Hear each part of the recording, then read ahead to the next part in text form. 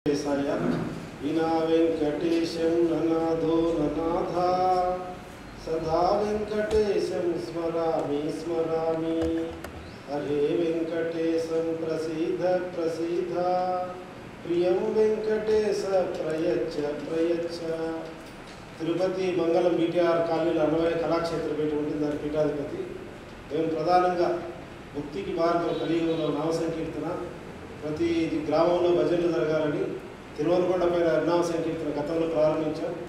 రాయలసీమలో ముఖ్యమైన అన్ని పుణ్యక్షేత్రాల భజనలు నేర్పించడం, అక్కడ తెలంగాణలో కూడా యాదాద్రిలో హరినామ సంకీర్తన భజన కార్యక్రమాలు ఆంధ్ర, తెలంగాణ, కర్ణాటక, తమిళ రాష్ట్రాల్లో భజనలు చేయించడం జరుగుతూ ఉంటుంది.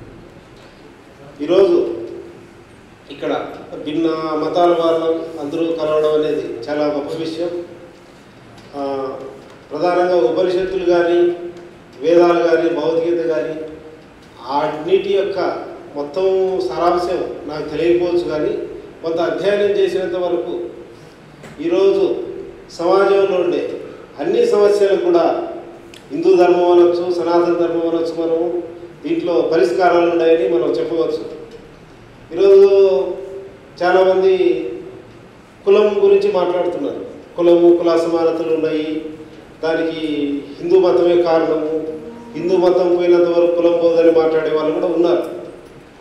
అసలు భగవద్గీత గ్రంథము కుల సమానతలను వ్యతిరేకించినటువంటి గ్రంథం. పెద్దవారు మోహన్ రావు గారు కూడా చెప్పారు శ్లోకం, విద్యా వినయ సంపన్నే బ్రాహ్మణి గవిహస్తని సునీచైవ స్వపాకేచ పండిత సమదర్శన అని. విద్యా వినయ సంపన్నుడైన బ్రాహ్మణుడు ఏనుగును, గోవును, కుక్కను, కుక్కమాంసం తినే చండాలుని సమానంగా చూసేవాడే నిజమైన జ్ఞానాన్ని ఉంది. కులము, కుల సమానతలు అనేటివి సమాజంలో ఉన్నాయి, కానీ గ్రంథాలలో లేవు. అదేవిధంగా ఉపనిషత్తులు కూడా ఈశావాస్యం ఇదం సర్వం అని చెప్పాయి. ఈ సృష్టి మొత్తం ఈశ్వరమయమైనటువంటిది చెప్పడం జరిగింది. ఆదిశంకరాచార్యుడు అద్వైతం అంతా కూడా ఈ చరాచర సృష్టి అంతా భగవత్ స్వరూపమే అని చెప్పాడు. కానీ గ్రంథాలకు సమాజంలో ఉండేటువంటి వాతావరణాన్ని బట్టి హిందూ ధర్మము మొత్తం అంతా తప్పనేటువంటిది సమంజసం కాదు.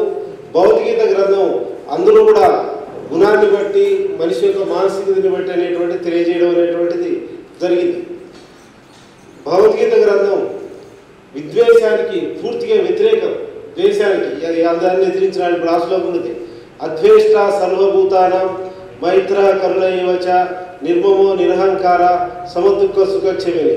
సమస్త ప్రాణుల ఎడల ద్వేషభావం లేనివాడు, అహంకార మమకారం లేనివాడు, సుఖదుఖముల పట్ల సమభావం కలిగిన వాడు నాకు ఇష్టడు అని శ్రీకృష్ణుడు చెప్పాడు.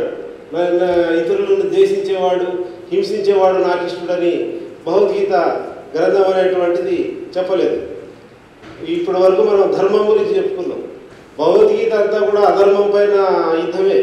అంటే ఇప్పుడు మనం యుద్ధం చేయాలని కాదు, దాంట్లో అప్పుడు ఉన్నటువంటి ఆ పరిస్థితులు, కౌరవులు చేస్తున్నటువంటి వారికి ధర్మం ఆచరించే అర్జునుడు తన బంధువులు, ఆత్మీయులని నిరుత్సాహపడుతూ యుద్ధం చేయలేని పరిస్థితుల్లో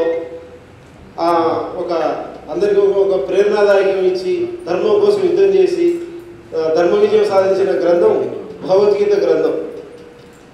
ఈరోజు కూడా ఈనాడు కుల సమానతల మీద కానీ, ద్వేష భావనల మీద కానీ, అన్నిటికీ కూడా ఉపనిషత్తులు కానీ, భగవద్గీత కానీ భారతదేశంలో ఈనాటి సమాజంలో ఉండే పరిస్థితుల్లో కూడా మంచి ఒక సంఘ సంస్కరణ చేసి మార్పు తీసుకొని వచ్చేటువంటి ఈ గ్రంథాలన్నీ కూడా తోడ్పడతాయి.